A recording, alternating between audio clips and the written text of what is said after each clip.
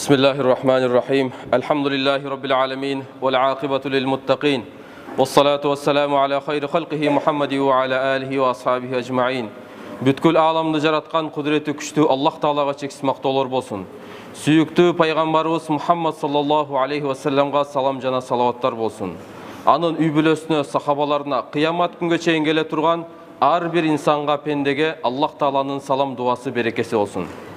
Урматтуу мусулман бир туугандар, Hazreti Ali radıyallahu anhu mınday деп айтқан екен. Мен Құранды толлық башынан аяқ оқып шықтым дейді.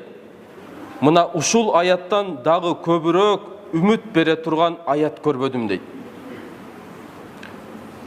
Ali radıyallahu anhu, Ali bin Abi Talib, Пайғамбары саллаллаху алейхи ва салламдын аталаш иниси. 4 халифанын бири, бейишке сүйүнчүлөнгөн 10 сахабанын бири. Аллах Таала Али радиллаху анхудан жана калган бардык сахабалардан разы болгон болсун. Мына сахабалар ушундай болушкан. Куранды толук окуп жүрүшкөн, ар дайым ой жүгүртүп жүргөн. Ошол Али радиллаху анху айткан аят Зумар сүрөсүнүн 53-чү аяты мындай деп башталат. Estaizu billah kul ya ibadiyellezina asrafu ala anfusihim la taqnatu min rahmatillah. Innallaha yaghfiruz-zunuba jami'a innahu huwal ghafurur rahim. Ey өздөрүнө зулум кылган менин пенделерим дейт. Аллахтын райымынан үмүтүңөрдү үзбөгүлө. Чындыгында Аллах Таала бардык күнөөлөрдү кечирет.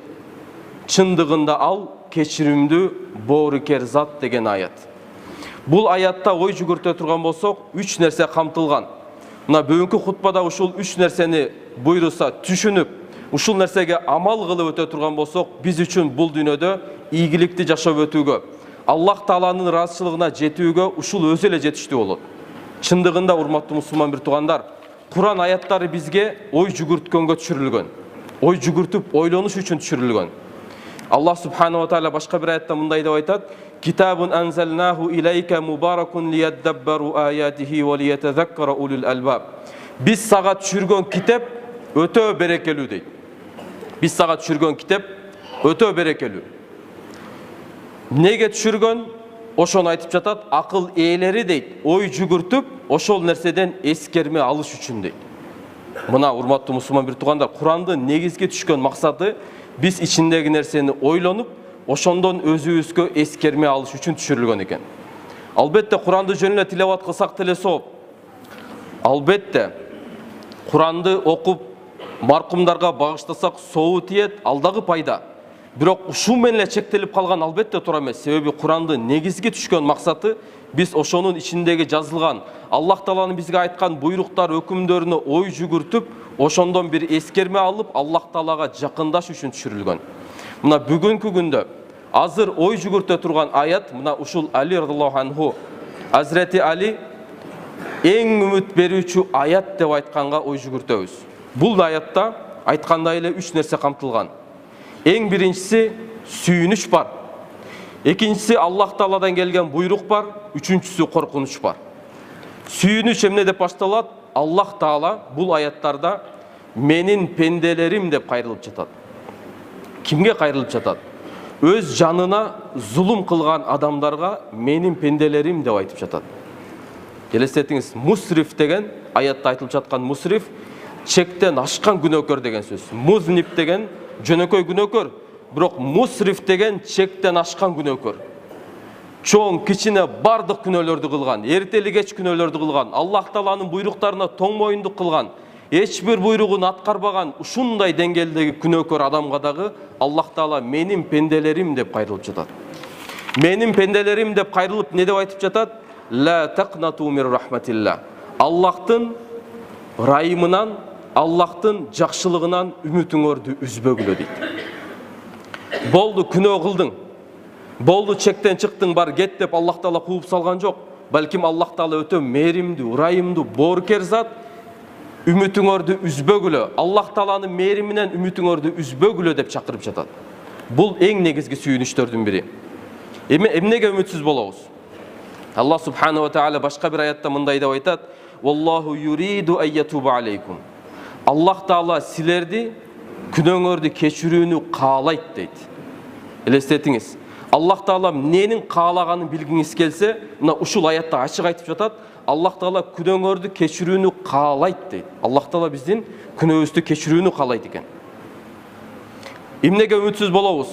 Пайгамбар Аллах субханаху ва таала Дауд пайгамбарга мындай деп айткан экен: "Эй Дауд, менден жүз бурган пенделерим дейт. Мен аларды кандай күтөрүмдү, алар ошол күнөөсүн кандай таштаганын күткөнүмдү билишкенде дейт.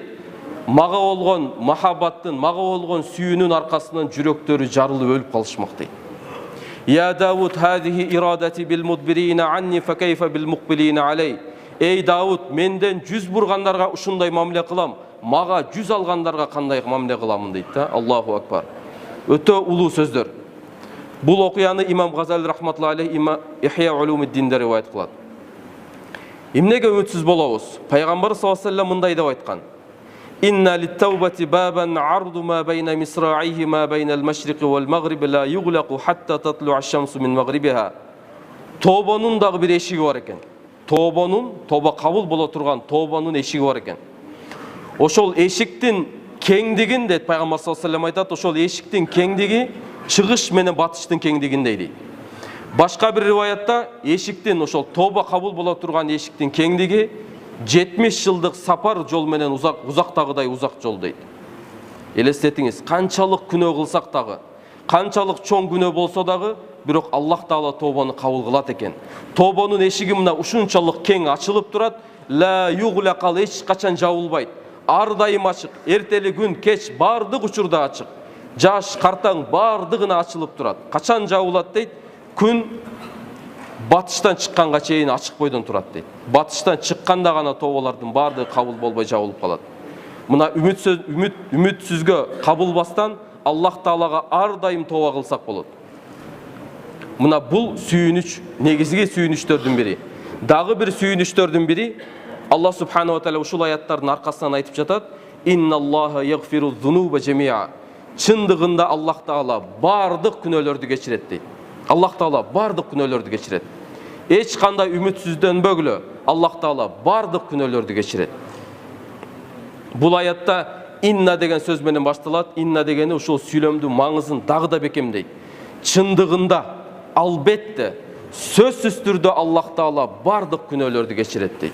Чындыгында Аллах Таала боорукер, мээримдүү зат.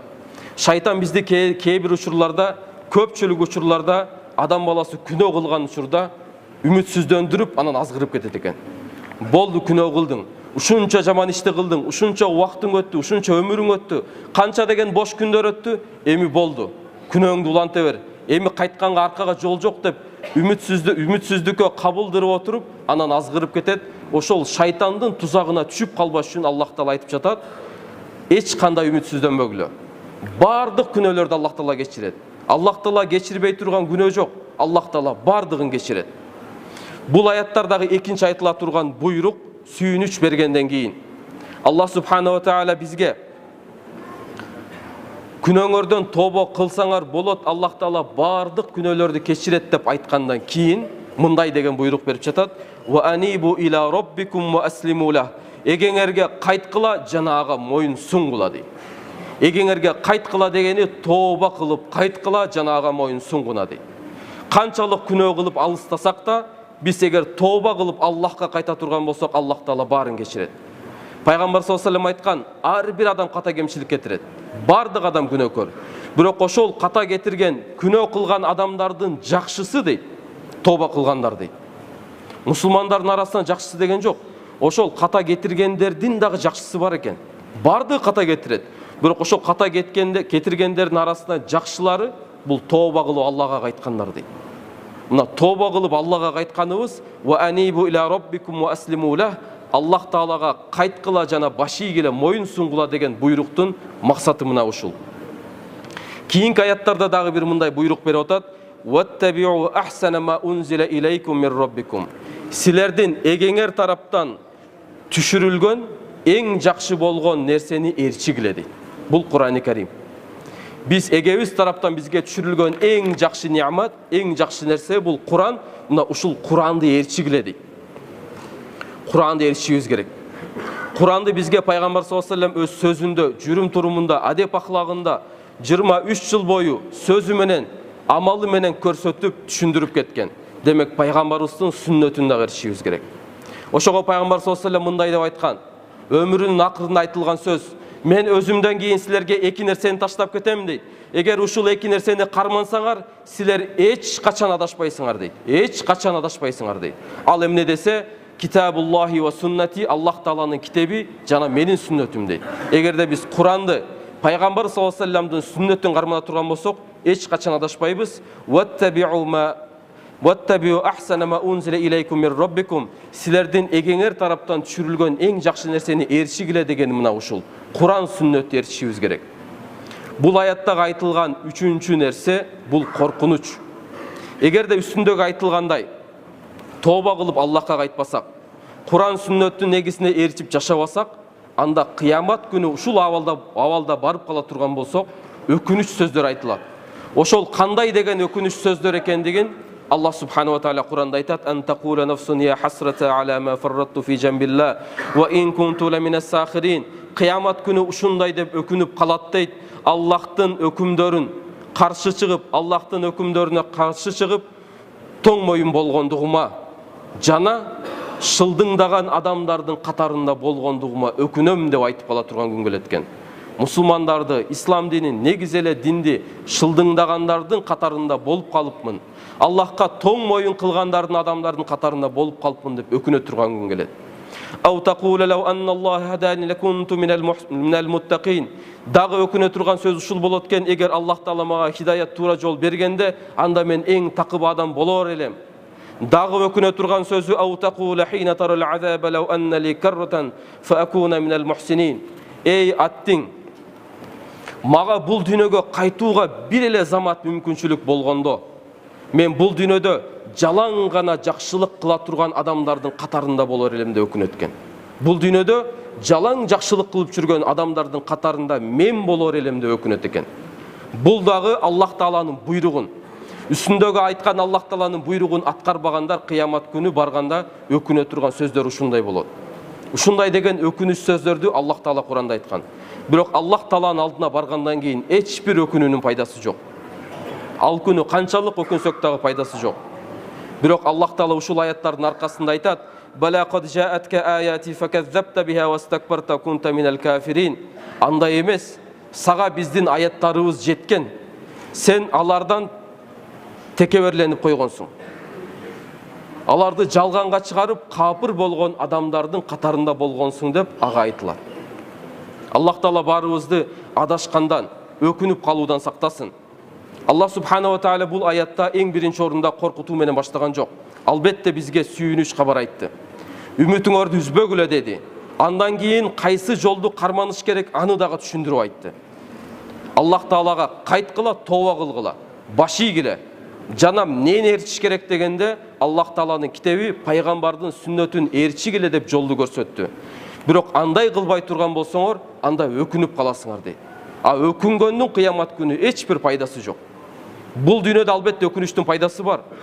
Кыямат күнү миллион, миллиард жолу өкүнсөк дагы эч бир пайдасы жок.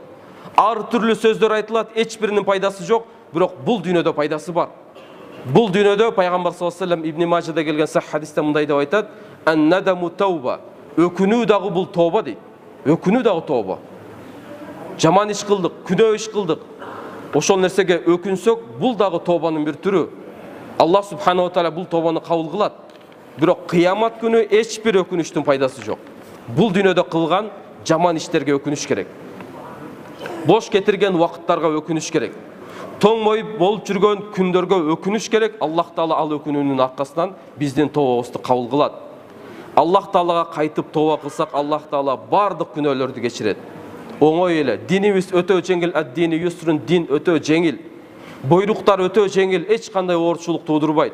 Күндө 1 саат, 2 саат эле убакыт алат, бардыгы жеңил. Өзүңүзгө бул жашоодо акыретте дагы пайда. Жашооңуз оңолот, жашооңузга береке, тынчтык келет, бул дүйнө акыреттин бактылуулугу келет. Ошого биз кайтышыбыз керек. Кыямат күнү өкүнүп калбай турган адамдардын, өкүнүп калбай тургандардан болушубуз керек. Кыямат күнү өкүнгөндө дагы мындай деп айтылат: жөн эле сөз менен өкүнбөйт экен. Ал күнү Wa yawma ya'azzu zalimu ala yadayhi. Al günü öz canına zulümdük kılgan adam iki kolun tiştep alып өкүнөт дейт. Ушунчалык ыза болот. Yadayhi iki kolun kebir tafsirçiler aytат, iki kolun oğuzuna girgiz olup tiştep өкүнөт дейт. Ушунчалык өкүнө турган күн болот. Не деп айтат? Yaqulu ya laytani ittakhaztu ma'ar rasuli sabila. O аттин пайгамбардын аркасынан ээрчигенимде гана деп өкүнөт. Ya waylata laytani lam attakhiz fulanan khalila. O men kurup kalayın. Men palançı adamdı dос kılbayla koygonumda деп өкүнөт экен. Meni tuğra jolдон adaştırgan adamdı dос kılbayla koygonumda деп өкүнөт экен. Ошого урматтуу мусулман бир туугандар, Аллах субханаху ва тааля бизге эскертип жаткан сөздөр, биз кыямат күнү эгерде Аллах тааланын буйругун аткарбасак, эгер Аллах таалага кайра кайтпасак, ушул сөздөрдү биз айтып кала турган күн келет. Аллах субханаху ва тааля кыямат күнү тозок элдеринен бир адам менен сүйлөшөт экен. Ошол сүйлөшүүсү Бухарида келген хадисте мындай деп айтылат. Анас бин Малик радиллаху анху риваят кылат, пайгамбар саллаллаху алейхи ва саллям айтат, хадис кудуси: "Инналлаха азза ва жалла якулу ли ахвани ахлин нари азабан." Тозокто эң жеңил азап чегип жаткан адамга сүйлөйт экен. Эң жеңил эле азапталып жаткан адамга ушундай деп айтат экен. "Лау анна лака ма фил арди мин шайин кунта тафтади би." Эгер сага бул дүйнөдө жер бетиндеги бардык нерсе сеники боло турган болсо, кандай гана нерсе болбосун, байлык, бийлик, жерлер, канча деген алтын кеңдер бардыгы сеники болсо, ушул нерсени азыркы күндүн азабынан кутулуш үчүн ошол нерсени берет белең дегенде, албетте берет элем деп жооп берет экен да. Сөзсүз бермекмин. Эң жеңил азапталып жаткан бул дүйнөдөгү адам. Ошондо Аллах таала айтат экен: "Фақат саалтука ма хуа ахвану мин залик." Мен сенден бул дүйнөдө андан канча эсе жеңил эле болгон бир нерсени сурадым эле дейт. Бул дүйнөдө андан дагы жеңил болгон нерсени сурагам дейт. Мага ибадат кыласың, эч нерсени шерик кошпойсуң. Ушунчалык эле жеңил нерсени сураган, мына ушул нерсени аткарбадың, эми бүгүнкү күндөгү жазаң мына ушунчалык дейт. Чындыгында урматтуу мусулман бир туугандар, Аллах субханаху ва тааля бизден талап кылып жаткан нерсе өтө жеңил. Буйруктар өтө жеңил. Зекет деле өтө жеңил. Ажыраткан намаздарга, ибадаттарга болгон убактыбыз деле өтө жеңил. Бир эле кыска эле өмүрүбүздүн бир убактысы. Бирок Аллах таала бизди түбөлүк рахатка, түбөлүк бейиштерге киргизет. Бирок эгерде ушунчалык жеңил нерсени дагы аткарбай турган болсок, кыямат күнү барганда ушунчалык оор азап болот экен. Бул дүйнөдөгү бардык нерсе алтын болсо дагы, ошонун бардыгын бергенге дагы даяр болуп калат экенбиз. Ошого урматтуу мусулман бир туугандар, Аллах субханаху ва тааля бул аяттарда айткандай: "Кул я ибадияллазина асрафу ала анфусихим ла тaqнату мин рахматилла."